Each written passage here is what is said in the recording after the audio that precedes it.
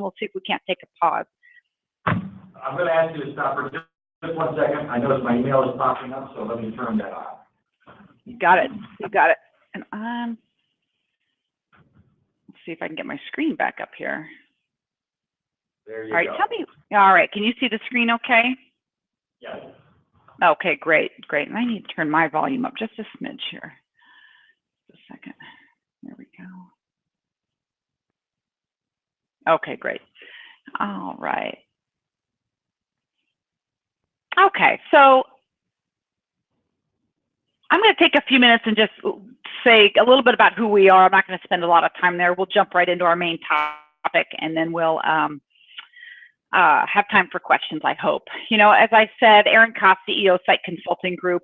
We are a, I would say, software benign, which is unusual when you're speaking to the NAV group, and I'll tell you our connection with you guys beyond Kim, obviously, shortly. Kim may have shared a little bit, but the thing we care about most is investing in individuals and organizations in a way that really results in a quantum leap forward and has a lasting impact. We are, like I said, technically software benign. However, we end up in the NAV space all the time. If you've been doing, my career personally started with Oracle and SAP in the 90s and helping a large national firm, consulting firm, build an SAP and an Oracle practice at that time.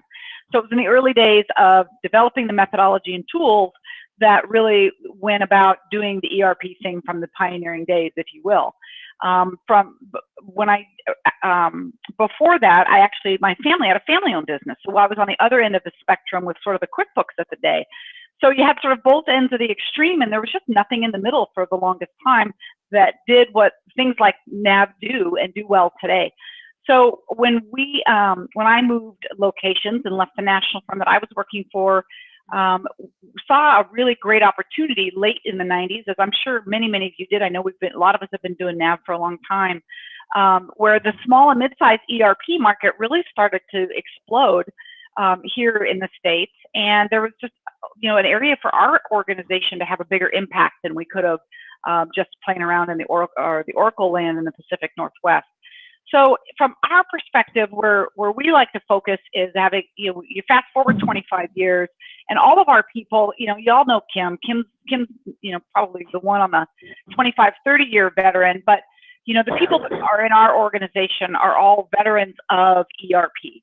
And I always say everybody does ERP and project management, and they probably have a third leg of something cool like IT or development or strategic management. And so that's how we roll. Our niche is manufacturing. More recently, we're focused in a lot of the high compliance industries like food and beverage.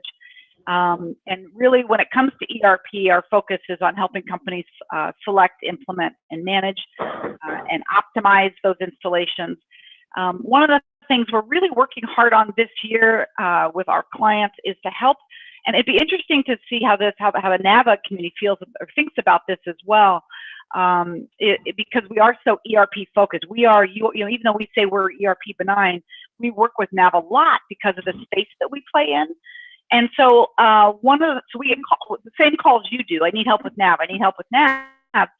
And one of the things we're really working on with our small and mid-sized companies is trying to get them to take a step up above the fray for a few minutes and look at their enterprise resource strategy. And what we mean by that is the company, the culture, the people, processes, technology. This includes ERP. Are they using all of the resources that they have to bring to bear on the best way to help them grow at scale? Now, we all know ERP is foundational to that. It's a huge lever to making that successful, and it's not near as successful if these other pieces don't work with the organization to really make sure they're using all their resources to grow at scale.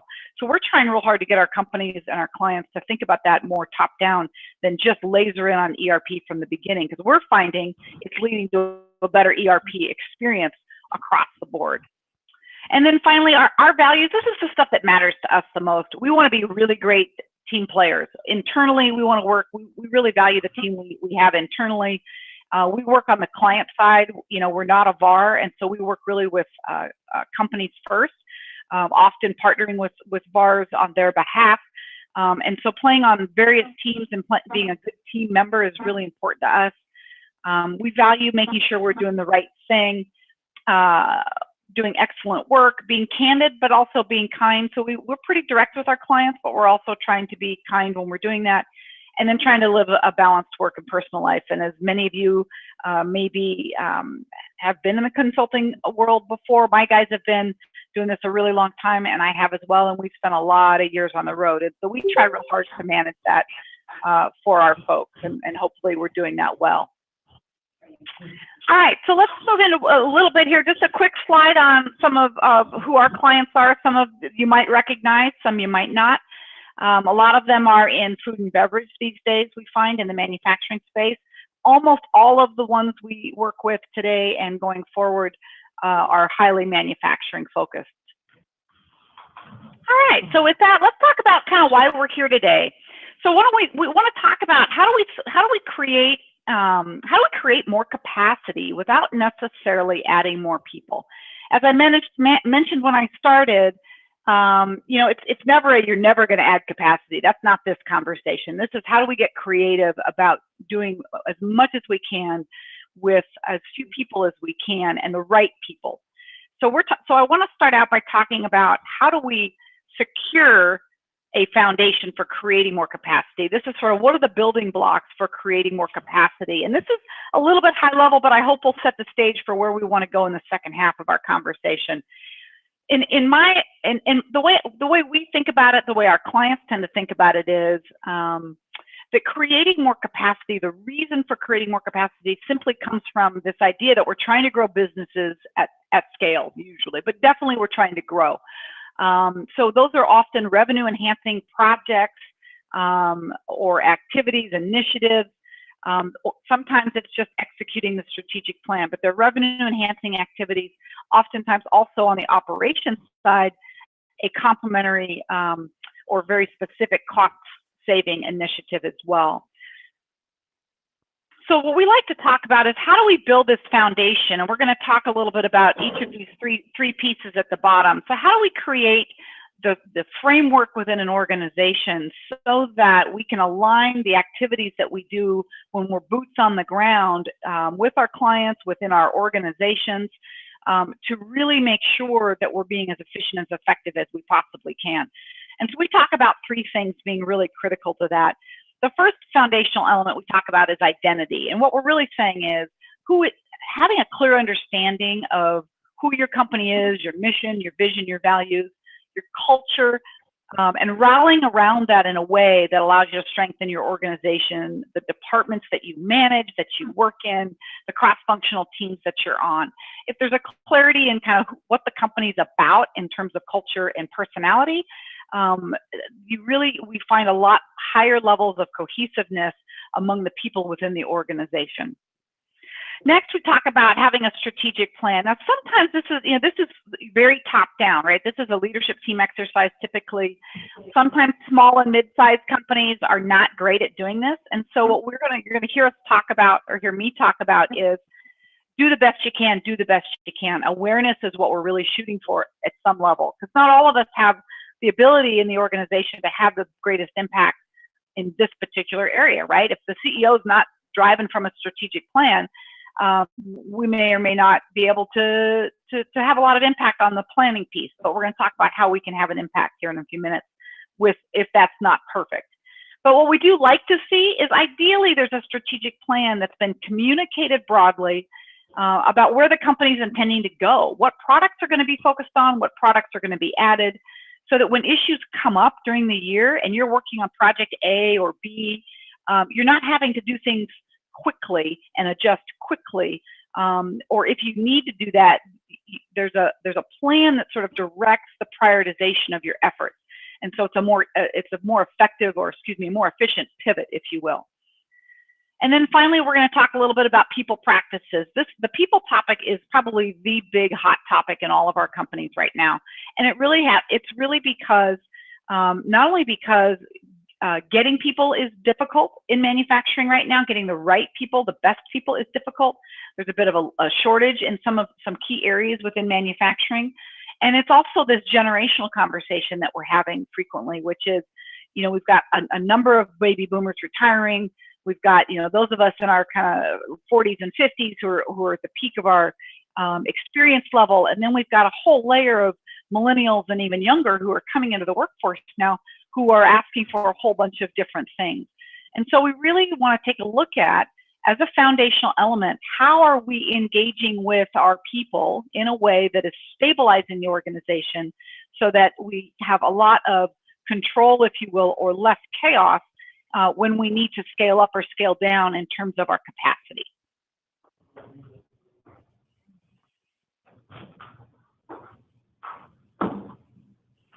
So we're going to talk about a few of these just elements in a little more detail. I'm going to take a quick pause again because I can't see the room. How are we doing? Is what I'm saying making sense to folks? Are there any questions about what I'm saying so far? Looks like we're all engaged. We're all in good shape. All right, nobody's in a coma yet. All right, well, if I get any comas, let me know. All right, so when we talk about identity, organizations can be all over the map, as I talked about, defining and communicating their corporate values. I think when you're, again, this is something we talk about that oftentimes comes from a leadership team and comes down.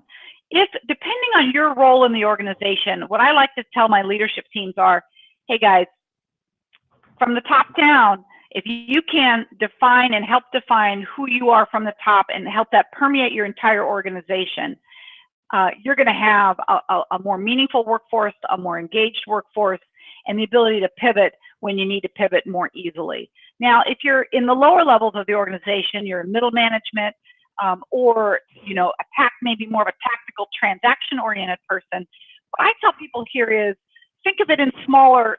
First of all, be aware of it. Be aware that it's important, and if you can encourage your leaders to engage here, that's great. If not, then think about it from your workspace, your work teams, your departments. How do you create an authentic, a meaningful, if you're a leadership team, how do you communicate this broadly within the organization so that you can let employees know that they're part of something bigger than themselves? And so if you're lower levels of the organization, I would say, how do you do this within your teams and your departments to create that at least in your area as much as possible? What we see when companies have to take kind of more of a bottom-up approach from a particular department, we actually start to see some, if you lead within a department or team in some particular way you want to behave or create identity, that does tend to permeate cross-functionally eventually. It's not easy, it's not as easy, but it is doable.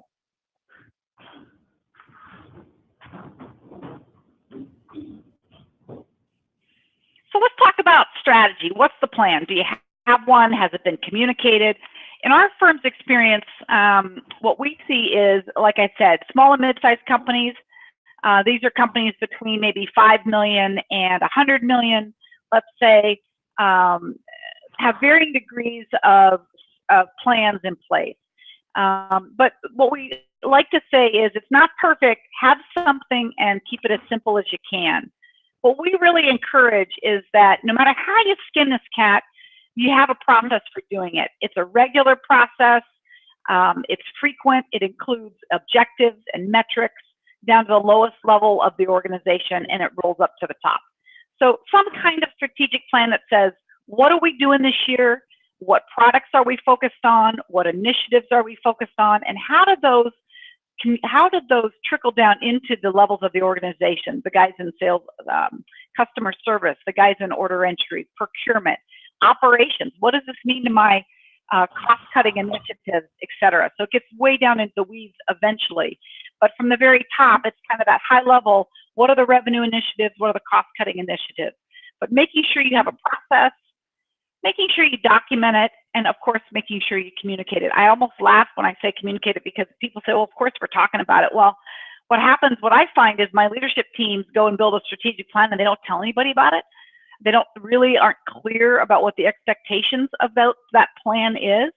So, I may be adding, the sales and marketing guys at the highest level of the organization understand that they're going to be expanding into yogurt when they used to only do milk or butter in a dairy manufacturing company, let's say, and they haven't really talked to the guys who do production or the guys who run the plant.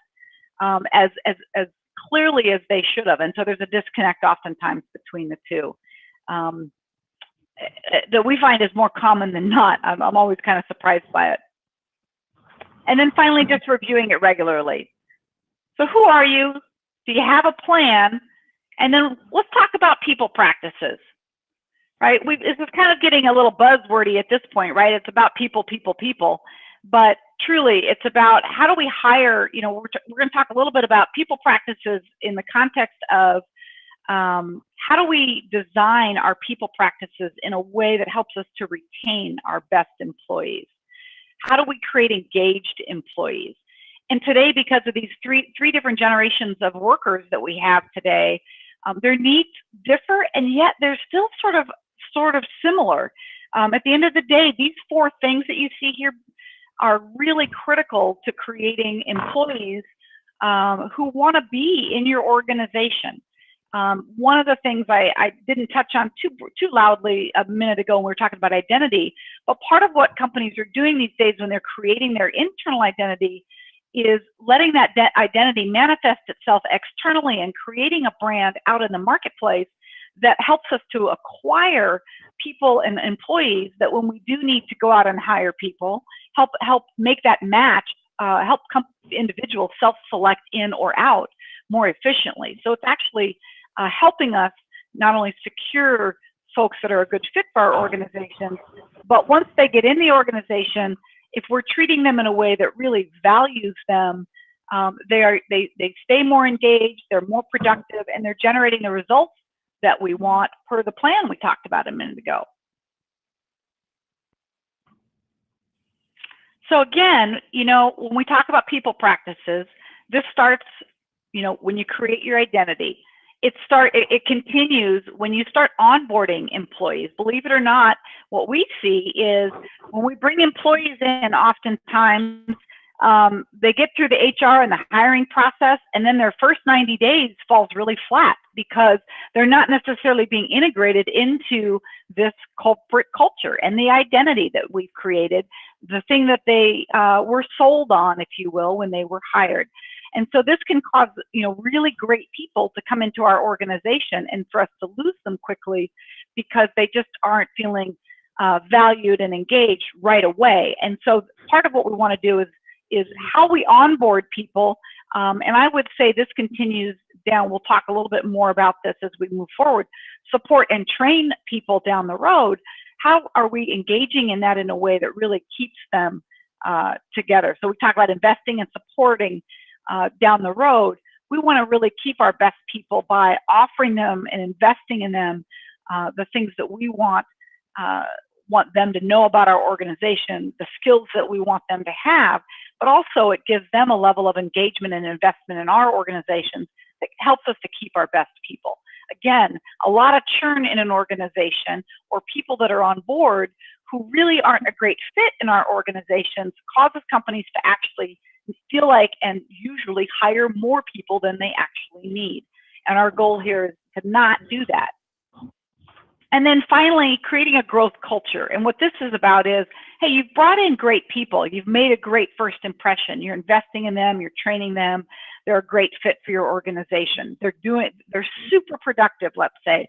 And now we want to keep them long term.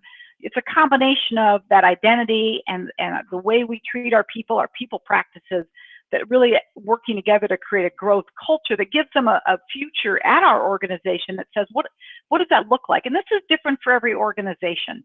But what does the future for a particular individual look like in your organization?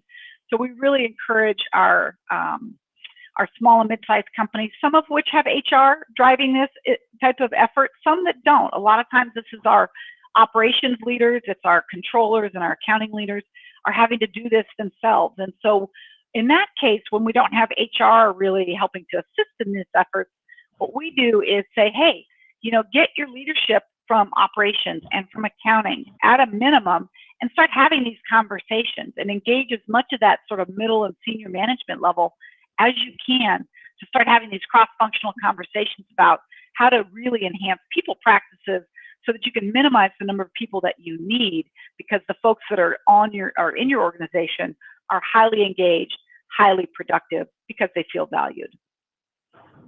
Okay, so let's take a pause real quick, and this is where you would normally have your notes. And so on a piece of paper, just grab a piece of paper for a minute and think back to what we were just talking about. Think back to the 3 foundational elements we were just discussing: identity, right? Mission, vision, values, and culture. Strategic plan. What are we doing this year to enhance revenue and cut costs? And finally, the people practices, right? Are we hiring, keeping engaged, training, investing in our people long term? And on a scale of 1 to 5, so 1 being needs a ton of improvement versus 5 being very competent, take a minute and in each of those 3 categories, identity, planning, and people, rank your organization from 1 to 5, and then make a few comments about either if it's a 5, why it's a 5, or if it's lower on the scale, what do you think would be something that could improve in those areas? Like, what's an action step in one of those 3, in those 3 areas, if you've got anything less than a 3 that could be made? So let's take a 2-3 minutes and just walk through that with on your own.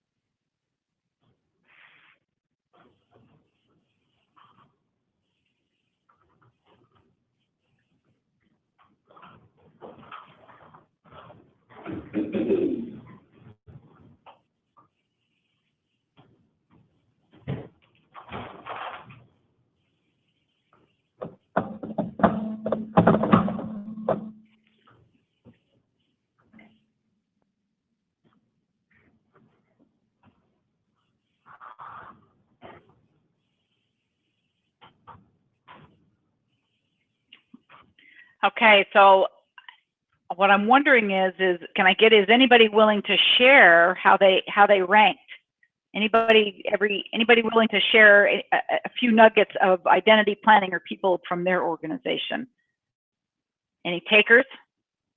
Can you describe identity again, just so I Yes, understand? so you got it. So when I talk about identity, what I'm saying is when you think about your company, do you feel like there's a strong identity, like you understand the company's mission, their vision, their values, the culture? There's a cohesiveness around who the company is and what they're about.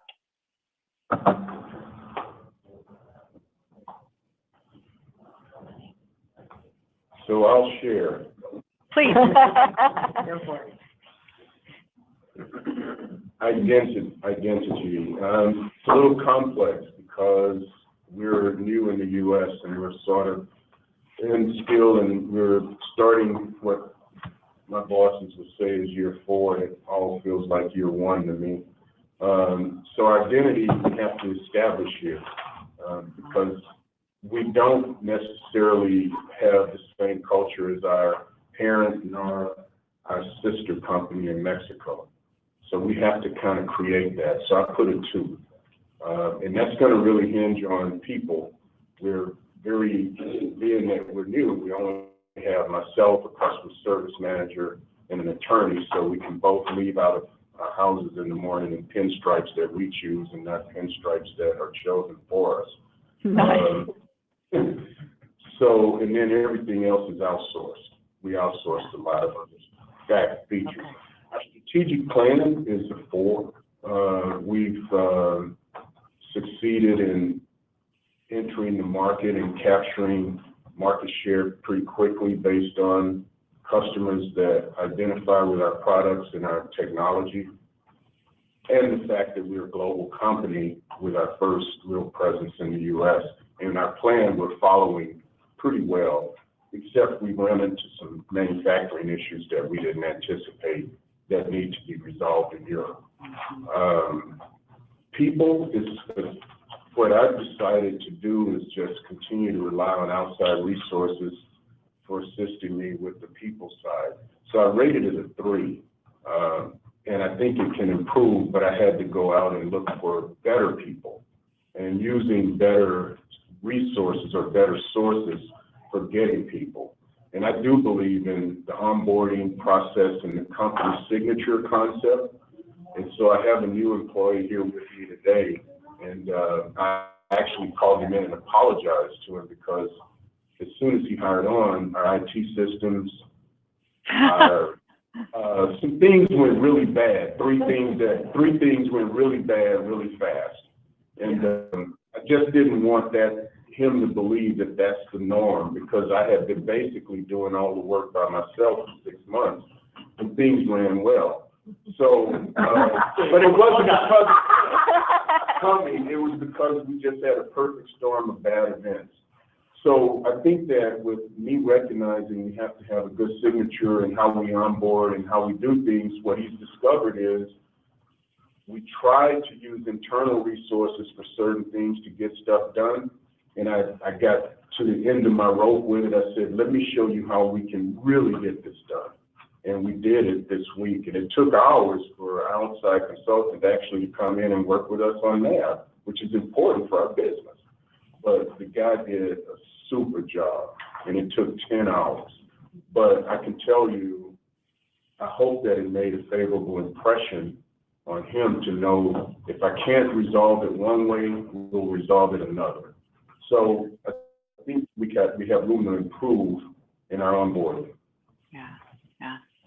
Yeah, you know what I love about what you said there, a couple things is, you know, even in the space where it's funny because you sound like you're part of a big organization, but locally you're almost functioning like a startup.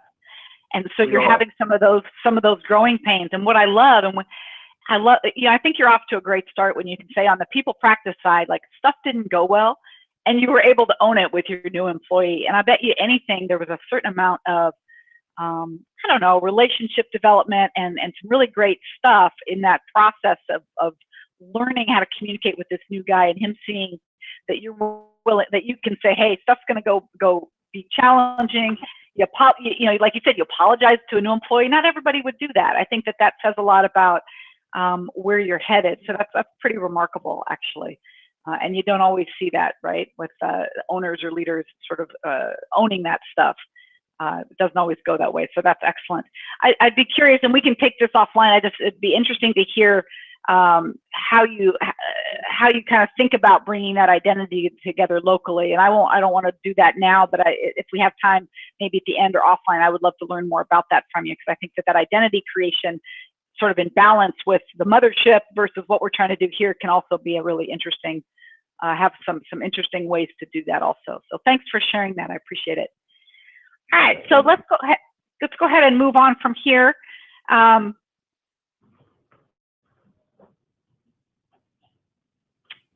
right, so let's move on to talking a little bit more about actually creating capacity. Excuse me. So we talk about having people practices and a plan that are grounded in the culture of an organization's identity. What you end up with, and this is what we really find with our clients, is that you end up with organizations that are able to work in a more cohesive and aligned way. So whatever their revenue enhancing and cost saving initiatives are for the year, they're able to do them better, faster, and smarter, because there's not so much chaos going on, believe it or not. So it's a subtle thing. So how do we execute on a strategic plan in a way that really does improve the bottom line without necessarily adding more people? What we find is, it's been our experience, as I said early on, we work a lot in the ERP space. So our experience is, if you've ever been through the ERP experience, and I bet most of you have if you're in the room, what we like to say is it's really a people, process, and system exercise. So because ERP implementations and day-to-day use are so reliant on people, technology, the system itself, and how those work together, that really it's those three things individually, those levers, and they're kind of individual levers, people, process, and technology, and they're also sort of cogs, if you will, because they work together to really keep the engine moving forward. And so we find that if we've got a strong foundation, and we're better able to leverage the people, process, and systems interdependently to get to the result we're really trying to get to. So what I'm going to do in the second half of our time this morning is try and use real life examples that we've seen with our clients, because I think you'll find more connection there to what it is we're trying to talk about today. And so as I go through these, what I would love is really encourage you to do is think about your organization. Where do you see room for improvement? Where do these exist? And how does your particular role allow you to have an impact in making these necessary changes? As I said before, we all exist at different places in the organization, and that can really make a difference in how we're able to impact these areas. Are we able to have a foundational impact, or are we really the people day to day that are having the people, process, and system impact that is more on the execution side? So think about that as we talk a little bit more about these stories. And before we dive into those client stories, what I also want to do is offer a little perspective before we talk about these companies, to give a little more perspective. I want to talk a little bit about organizations in general and how they function in terms of phases and barriers. The reason I want to do this is that when we talk about companies in the middle market, small and mid-sized companies, these companies range from a zero startup to 500 million plus. We'll keep us between, let's say, $0 and $500 million as a small and mid-sized market. And so what we find is as we start in on these revenue enhancing and cost saving initiatives to improve efficiency and effectiveness of our people, process, and technology, it helps to have a sense of where the organization is within its own life cycle, so that we kind of have a better idea of where, why are we struggling with what we're struggling with right now, and where are we going? Like, what are the things that we're gonna be up against shortly? And so this is the slide we like to show our clients, just to give some perspective to that. What we talk about is that there's just really natural phases organizations go through as they evolve, and the barriers that they come up against. So let's talk about this just a little bit. I'll give a little bit of an example. So what we talk about down on the left side, we say, within an organization's life cycle, there's leadership, infrastructure, and business, and a business focus at every phase. And there's, like I said, we've got about 5 phases we're going to talk about within the realm of small and mid-sized companies. So for example, on the leadership side, a company that is in phase 1, between 0 and 1 million people, usually this differs a little bit. Of course, this isn't perfect. These are estimates, but roughly 10 people, let's say, that they have. Typically, the leader, owner, founder is doing everything and has a few helpers. And there's not a lot of processes. There can be a lot of chaos. As they move toward phase 2, they start to add some folks. They give it, maybe somebody's got an accounting manager title, somebody has an operations manager title. On the infrastructure side, they start out with, the productivity suite, Microsoft Office. They move into maybe an accounting system like QuickBooks. As they're in phase 2, they start to have some real pain, especially if they have inventory. As they move into phase 2 and start to hit that, $3, $4, and $5 million mark. From a business focused perspective, our startups, right, it's all about revenue and gaining customers. When you move into phase 2, you're talking about, how do I manage cash flow, right? I've got money coming in, but I got a lot of money going out. How do I manage that in a way that I haven't had to do before? And so as you move in through these phases, you notice for leadership, for infrastructure, and business focus, that each phase brings about its own challenges. And as I move toward, like, for example, from phase 3, a $10 million company, and I start moving toward being a $75 million company in phase 3, I'm going to have to make a shift, most likely, from QuickBooks to a fully integrated ERP solution in order to handle the transaction volume and complexity. So the reason we point this out, the reason we talk about phases and barriers with our clients, is because when we start talking about all of the things, and they come to us and they feel like, my God, they're overwhelmed, there's so many things to be done, we like to take a step back and go, wait a minute. If you look at where you are and where you're going sooner, the soonest, if you will, there's a pretty finite number of things you need to focus on. Let's prioritize those, spend our effort there as we talk about people, process, and systems, and not pretend we're a $500 million company, because we're not yet. So we don't have to consider absolutely everything on the list. So let's talk about a startup and early stage companies. These are our 1 to 2s. When we talk about people, process, and systems, what we like, and the gentleman a minute ago talked about this as well, that you're kind of in startup mode locally here. So we like to talk about outsourcing as many of these support roles, right? You have founders and owners, leaders who start a business, and from that 0 to about a $10 million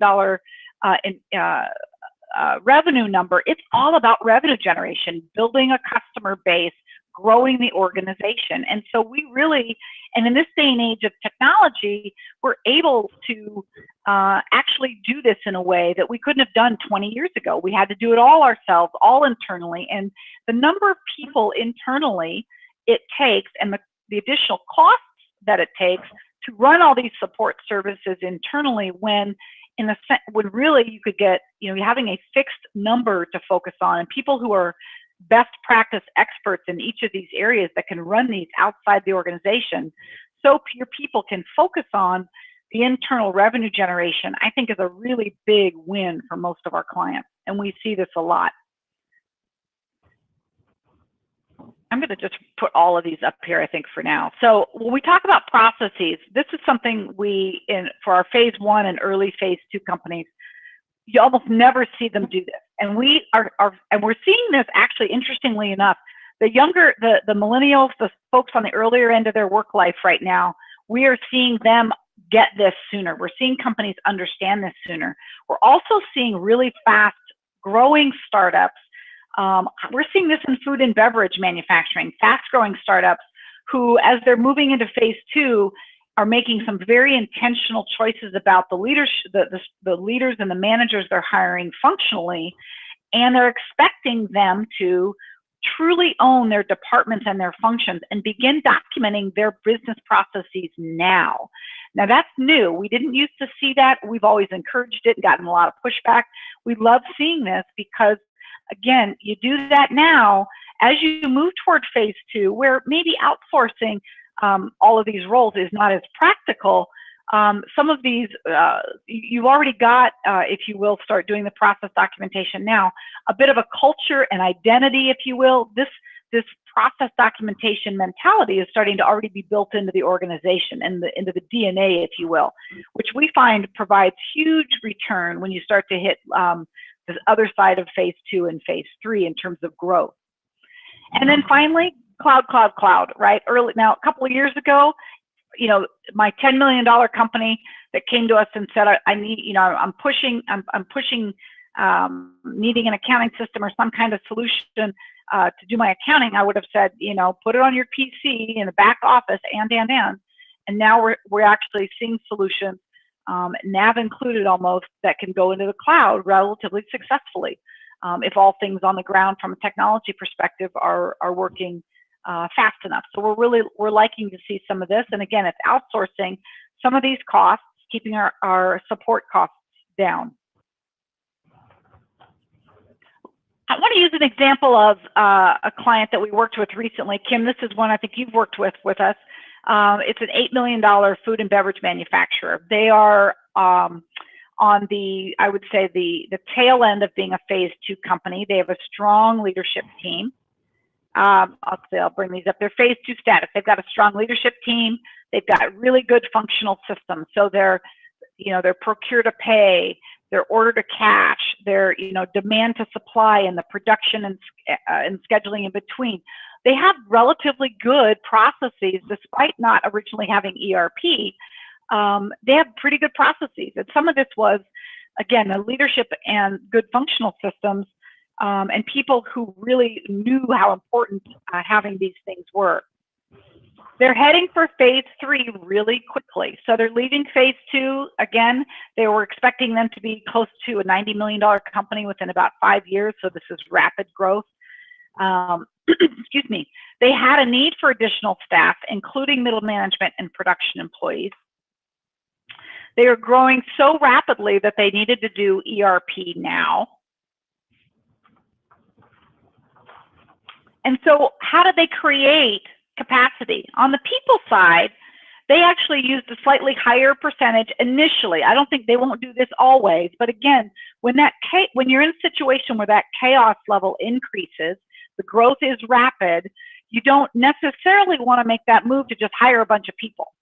So they have, although they have had to increase some of their production staff, they haven't increased a ton of their support staff at all. They've still continued to outsource their IT and not hire any additional layers in the management side. But in order to beef up revenue and to keep up with demand, they have had to increase on the production side. But I would say that they're using a slightly higher percentage of temporary staff, and that's new for them. But it's helping them to control the costs until they are really sure about and the stabilization occurs on the revenue development side. They're still continuing to outsource technology. On the process side, they've got experienced managers and they're continuing to document the processes. They've also taken on, they've taken on an ERP solution. That's some of the work Kim and I have done with them. And they are doing what we call system-enabled process change. So this is a company that is young enough that they have some more flexibility in their processes, if you will. So when the new ERP solution came in, it did happen to be NAV actually. It was Just Food ERP's intellectual property that many of you are aware of that's on top of NAV. And they're doing as vanilla an implementation as humanly possible, and they're pulling it off for the most part. We hear about companies trying to do vanilla, and they inevitably go lots of custom. These guys know better. They've been through this before and are trying real hard not to. So they're trying where they can to really make their processes work with the system as much as possible. And then for them, like we said, they chose an ERP model, an ERP implementation, because they were to the place where they could no longer rely on QuickBooks, but they chose a SaaS model. So for them to manage the cash flow as they're moving into phase 3, they still are dealing with really tight cash flow constraints because they're in that 8 to 10 million space. And so they chose a software as a service model, the subscription model, which has really helped them have that predictable cost and not have to expend as much upfront. So, Erin. Please. Erin, right. So, as they grow and they get to this next phase then, do you foresee migrating them from that SaaS process to a real back office or like a more traditional installation? Yes. Well, I mean, everybody talks about cloud, but you know, if you're a large company and you have SOC requirements and stuff like that, how do you then migrate? How do you migrate back down? Yeah, that's a great question. So let me talk about it in a couple different ways. Historically, I think it's been really confusing because the differentiation between deployment versus how we pay was all smooshed together when these companies first went cloud. So let's first talk about how we pay. So when we buy when companies buy ERP today, they have, whether they put it on premise, which is that traditional client server within your network firewall installation on your property. That's that traditional model we're all used to, right? It's that on-premise installation. There's the what I'll call on-premise, but hosted by somebody else. Well, let me go back to deployment model. There's on-premise, and then where the technology exists within your walls. And then there's cloud, where the technology is not sitting within your walls, and you access it essentially via a client app or a browser within your from your desktop, from anywhere, right? And so, hang on here. Sorry, there we go. And so, from a deployment perspective, I would say that on the deployment side, my clients over 10 million, we almost never go cloud for ERP yet. If you are a simple manufacturer, discrete manufacturer without a lot of complexity maybe, or you're a light manufacturer, I would say that's where kind of a NetSuite play is great, or NAV in the cloud, where you can keep it really out of the box is fine. And that's only recent, like NAV being in the cloud and doable in the cloud, as well as most small and mid-sized companies, products that weren't built in the cloud, like a NetSuite, the guys that were making them work in the cloud after they'd been client server for years. I would say if you were over 10 million and had any kind of complexity, we weren't recommending that because it wasn't ready functionally. Now that's different than how do we pay for it? Now how do we pay for it is I may buy a perpetual license and own the software, and they may give me and you would think of that as a typical client server installation, and it can be, but it can also be well, let me say it differently. I'm kind of I'm actually confusing myself here, but there's multiple ways to pay for it. So if you want to still have an outsourced technology model, but you want to own the software, and you want to pay for it as a subscription, you can actually have a perpetual licensing. You can own the software and pay for it over time in more of a subscription model, if you will. So you can have, excuse me, I'm saying this wrong. You can actually have it locally installed, but have a subscription payment plan. Let me say it that way. So you can have the software installed locally and have the version of the solution, that traditional client server version with all of the bells and whistles we're used to them having, and the benefit of a local install, which is necessary for, say, because you don't have a great cloud connection, but you can pay for it in a subscription way. So that's how you manage the cash flow. Does that make sense? I haven't done the best job of explaining that because I actually got myself back over my own axle there for a minute. But the key is to differentiate between the way you deploy it versus the way you pay for it. And you can pay for it either all up front and own the software, or you can lease the software and pay for it over time and still deploy it either locally or off-site. How's that? Does that make more sense? Actually, I understood what you said, but my question was, so if you've got a company that you think is going to grow, so they're a $10 million company now, and you put them on a subscription, so they don't own software. That data, they basically at some point, they don't own any of that. How are you preparing them for down the road where they have to migrate off of that? If they have to migrate. Well, so this is an interesting question. So as of right now, and this is changing rapidly in the last year, last couple years, and recently.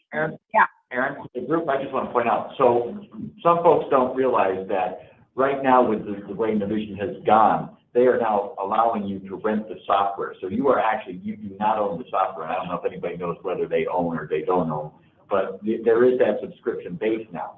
But that means that if somewhere down the road you stop paying, you have no access to your data anymore. Or if that where you're buying it from has some kind of default, you lose access to all that stuff. So that's where I'm going. So if you put it on a subscription, at some point when you get big enough, you are required to actually own your software, manage your software, make sure there aren't any changes or anything.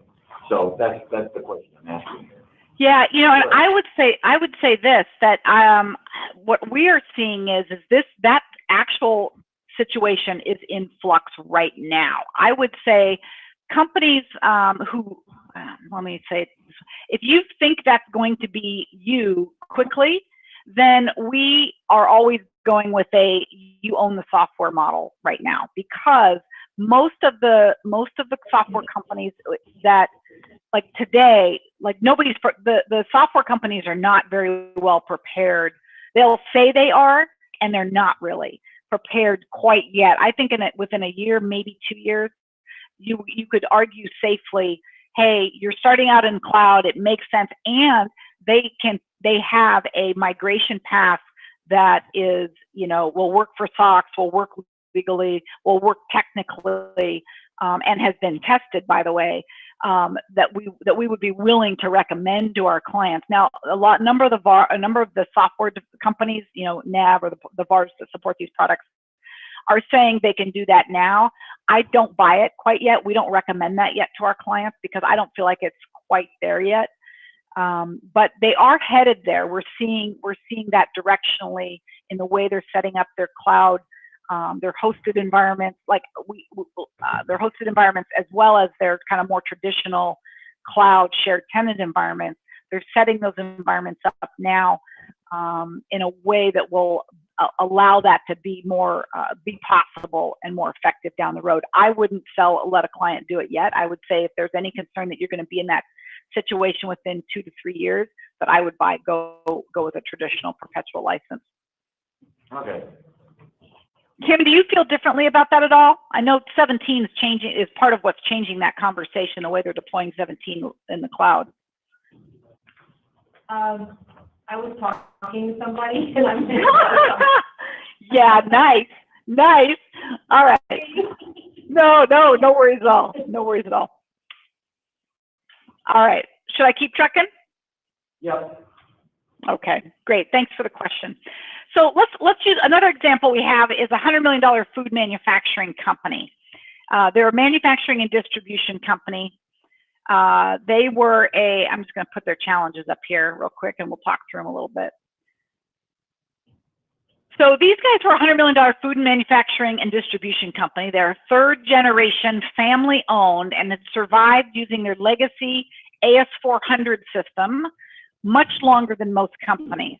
So these guys were, into phase 4, by sort of strict numbers, but in terms of their own kind of stagnation in people, processes, and systems, they were really they were still in phase 3. So they hadn't gone to an integrated ERP, gross margin management. It was still a huge issue for them, probably always will be, because they're a steady growth company, but they have the industry they're in is very small margins, but very, very high transaction volume. So low dollar, high transaction volume. And so for them, being on this old system, they loved the old system because it worked and worked and worked, and it stayed up. It never went down. But the applications that were being run on that system were no longer supportable, and they weren't robust enough to really automate the company as an enterprise.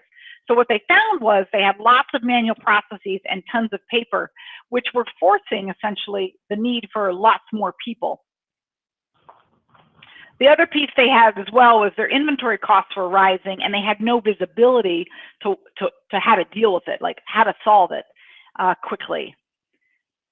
So for these guys, how did they create capacity? On the people side, so we talk about like not hiring people. Well, these guys had to hire a couple people, but they did so very strategically. So as I said, if they were going to continue to grow at the rate they were growing, their systems, being as manual as they were and processes intensive as they were going to require more order entry, more order takers, more route drivers. So these guys had about 5 order takers at that time that did a massive amount of volume. They had 75 route delivery drivers who were carrying paper invoices and doing deliveries all over the state every day, 24/7.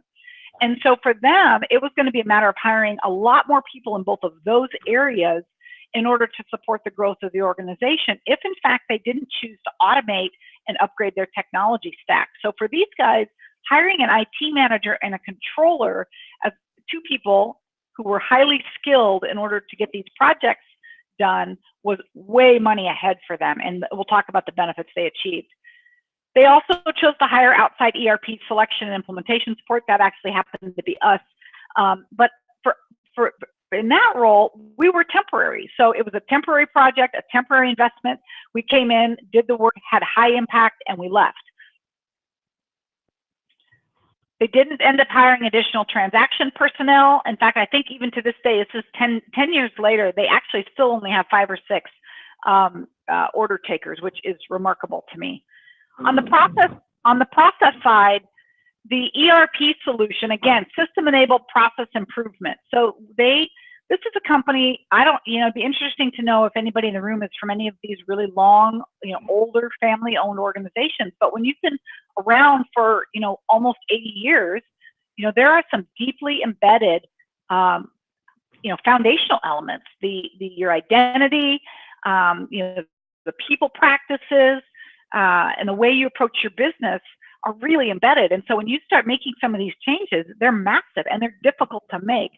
And so on the process side, there wasn't necessarily a culture in that organization for, continuous process improvement, or huge innovation. This is a company that's going to continue to do what they do, sell the same products forever. And so for them, it was, how do we leverage the ERP solution? It was also a NAV installation here, to really leverage process change as we have to take on a system. So for them, it was, we know we have to do the ERP. We don't have the budget for lots of customization. So it sort of forced their hand on the process side. And so along the way, we started building a culture of, let's document that so we can train new or different people changing roles. And so we created that culture on the fly, if you will. On the technology side, they had to entirely overhaul their entire IT. So these guys were a peer-to-peer network when we got there.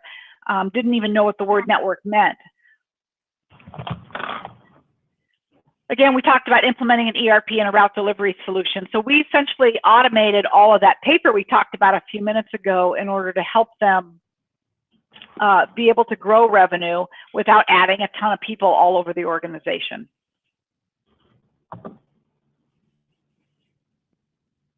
And finally, one more example that I want to use is a $150 million manufacturer. These guys are in the same industry, food and beverage, as the last guys. However, they were growing rapidly. They were an innovative non-dairy food manufacturer that was super innovative and growing rapidly.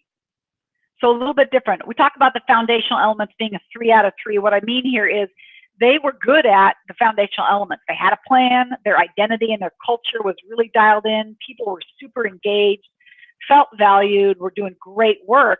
But these guys were growing so quickly that it was inevitable that they were going to need to add lots of people. So their goals, their challenges, and these guys were more of a phase 4 company, again, at that $100 million or $150 million level. They had an ERP solution, but they probably needed to upgrade and do something there to expand and optimize that. They were growing locations, and they were trying to keep existing products selling well, and maintaining profitability of their existing products. They were going to add product categories. So a company that was already doing, say, non-dairy milks, such as almond and cashew milk, things you're familiar with probably in the marketplace. We're also getting ready to add a line of frozen cashew milk desserts, which were extremely innovative at the time. And they were also expanding their existing categories. Things like almond yogurt, they were adding flavors, things like that.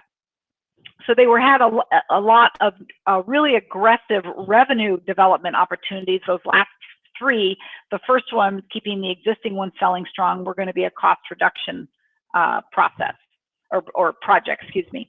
And then one of the challenges they had, we call this NPD. What NPD for saving space was new product development.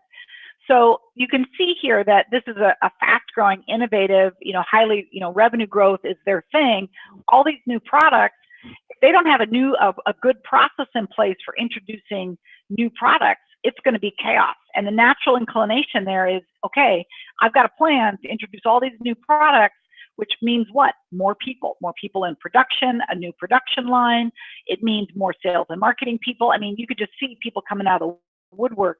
And I remember being at this organization and feeling like that, like they're going to start hiring people like crazy if we don't dial in some of these key processes which are driving these efforts. Up to that point, the way they did new product introduction was, exclusively, or not exclusively, but primarily a marketing exercise.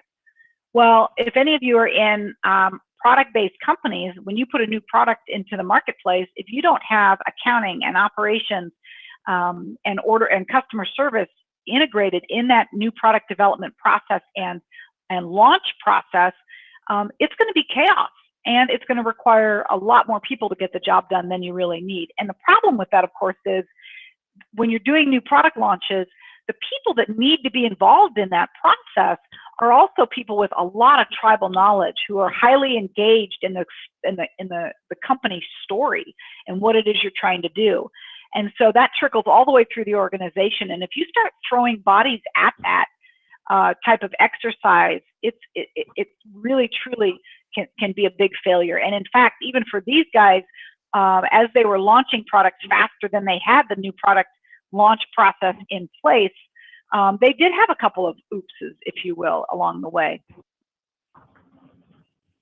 One other challenge was an outdated and ERP stack. So as I said, these guys were a phase 4 company, but much of the way they behaved on the infrastructure side was in a phase 3 way. So they were quite a bit behind here. Again, they were growing so rapidly, they just couldn't get it all done fast enough. And they had an outdated and ERP system, which was also causing a problem. And frankly, they had a huge accounting staff to accommodate that they didn't need if they'd had an up-to-date ERP solution. They would have probably been able to function with about 2/3 the number of people that they had, because they were so reliant on Excel with an old, outdated Sage solution that they had. So how did these guys create capacity? On the people side, they increased the skills in their IT department. So when we got there, what we found was these guys they just didn't have the skills. These guys had the skills that you would find in a company that was not growing as rapidly and was maybe about a $20 million company, because most of these guys had been around the organization since they were younger. They didn't have anybody leading the organization who could train, support, and help evolve those employees. And by the time we got there, honestly, it was too far gone. We had to replace most of the IT department at that point, and that was a really difficult thing to do. What we did when we hired, we replaced a number of folks in the IT department in that particular situation. In doing so, we were very intentional, knowing where they needed to go in terms of the ERP and IT review, if you will. We knew we were going to need some ERP people, some NAV people, some business analysts, some more technical people. And so what we did is when we brought those guys in, one of our business analysts actually shifted over to product marketing to help develop the new product innovation and launch process, the new product development process. And so again, as we were taking on the ERP implementation within IT and cross-functionally, we beefed up those process efforts by moving some of our staff into those other areas. At the same time, we leveraged those people within those other departments, including marketing and sales, to start develop what I call a continuous improvement methodology. So this is a little bit of a bigger company conversation than you'd find at sort of that phase 1 to 2 level, where you don't necessarily need to be quite as methodology oriented, right, or approach oriented. You can kind of get by with a Word document, an Excel document, etc. But here they really needed to, in order to grow as rapidly as they were and deal with the challenges they had, they really needed to embed in their DNA, once they were already a bigger company, this idea of continuous process improvement. They couldn't do it all at once, and they needed a place to start and a place to get to, and a way to evolve without just sort of drinking from a fire hose that they couldn't drink from that rapidly. So this was a way, by creating a continuous improvement methodology and an approach and putting some tools for them to throw into that. And again, not have to add as many people, because they had some really dialed in processes and were able to leverage truly the exceptional folks that they already had. They were fortunate to have a lot of good people already on board. On the process side, we re-engineered the new product development and launch process. We talked about that. Company-wide and continuous improvement initiative. And technology and systems, complete IT overhaul, and started an ERP selection. Now, I will say with these guys, the little gotcha was we had beefed up the IT department and the people and processes in the way we talked about. We had completely overhauled the IT infrastructure. And then right about the time we were getting ready to select, actually it was NAV again, in this case it was Just Food on top of NAV. In this case, they were acquired by White Wave Foods in Colorado. So it put a bit of a hold on that as well.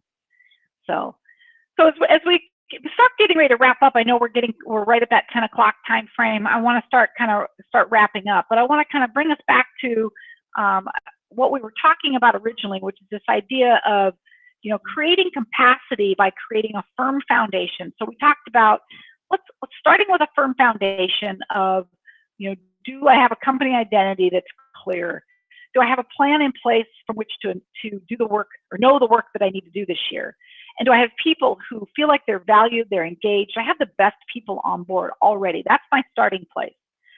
If we have those things in place, and the better those are in place, again, recognizing that it's an evolving process, right? Foundations, I mean, truly, the true definition of a foundation is it's a static thing that you put in place and it's solid. But the way I'm using the analogy a little bit truthfully is do the best you can, depending on where you're at, to stabilize and create a firm foundation, and then make it better from whatever place you are in the organization.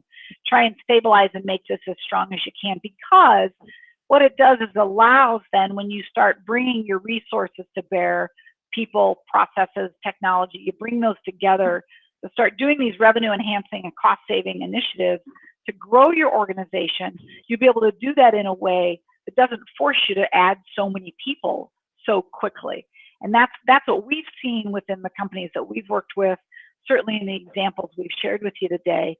I'd like to go ahead and I'd like to leave you with that thought and just say, hey, while everybody's still in the room, are there other examples that the stuff we've been talking about today, is there anything that we talked about that resonates for you, that connects with you, maybe in your organization, that you'd like to share, that talks a little bit about some of the things we talked about, how you've been able to take people, processes, and technology and really bring them together in a way that helps make your organizations hum without having necessarily to add more people?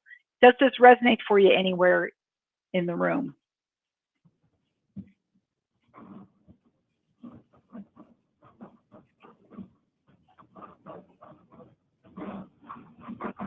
Aaron, I'm going to take this, Rob, again. So my company we were recently acquired, and one of the things that we've seen is the synergies from new management coming in with exciting ideas on blending the company.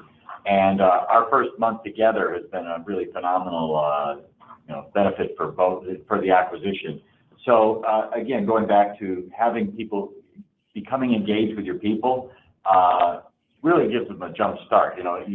Yeah. One of the things about when you put processes in place, you train them, but people say, well, why are things breaking down? I think the big benefit here is you follow up with those people, and that's where you see where things break down or where there was miscommunication. So the whole thing is your people are where the strengths are, and you just need to make sure you're following up with them.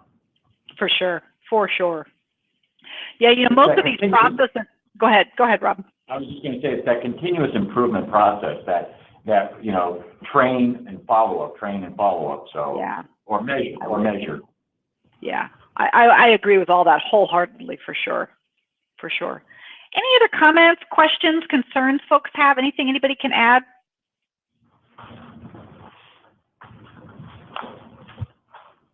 Okay, well, folks, thank you so much. Oh, go ahead. Thank you, Aaron. Yeah, I was just making sure there were no questions. But thank you again, Aaron. We greatly appreciate it.